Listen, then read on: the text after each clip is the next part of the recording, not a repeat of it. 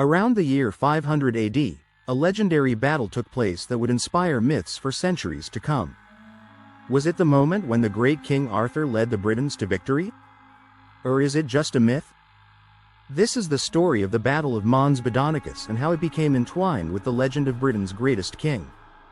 By the late 5th century, the once mighty Roman Empire had withdrawn from Britain, leaving behind a fragmented and vulnerable land. Without the protection of Roman legions, the native Britons found themselves under attack from the Saxons, Germanic invaders looking to carve out their own kingdoms. For decades, Britain was in chaos, and its survival seemed in doubt. But around 500 AD, the Britons made a stand at the Battle of Mons Badonicus, a battle that would become legendary. The details of the Battle of Mons Badonicus remain shrouded in mystery. We know it was a decisive victory for the Britons, halting the Saxon advance for nearly a generation. But who led this defense? According to some ancient sources, a legendary leader united the Britons. Could this be the historical figure behind the myth of King Arthur? The writings of Gildas mention a great victory, but they don't name Arthur directly. The battle's location and even its exact date remain uncertain, adding to the mythic quality of the event. Legend or not, Mons Badonicus was a critical battle. The Britons, heavily outnumbered and facing the relentless advance of the Saxons, took a defensive position on a hill, believed to be the Mons Badonicus. Using the high ground to their advantage, they were able to repel wave after wave of Saxon attacks. But the battle wasn't just about tactics, it was about survival. In the thick of the fighting, a warrior king, often associated with Arthur, is said to have led a cavalry charge that shattered the Saxon lines, turning the tide of battle. Over time, the victory at Mons Badonicus became more than just a military triumph. It became the foundation for the legend of King Arthur.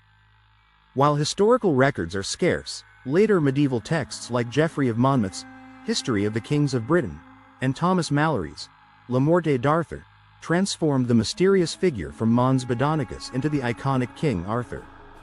In these stories, Arthur isn't just a warrior, he's a king, a leader of knights, and a symbol of unity for Britain.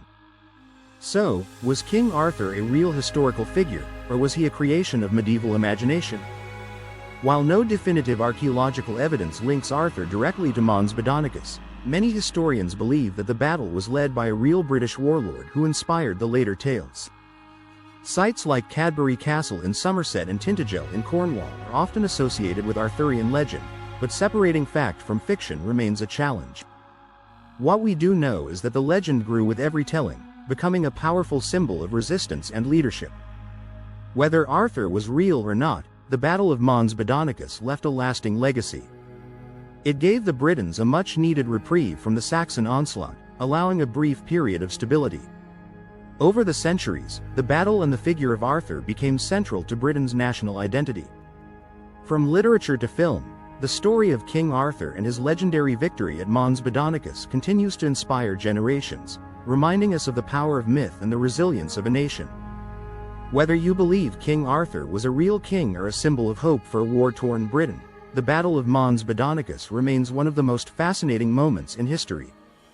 If you're ready to explore more legendary battles and the myths behind them, hit that like button, subscribe, and join us as we dive deeper into the stories that shaped our world.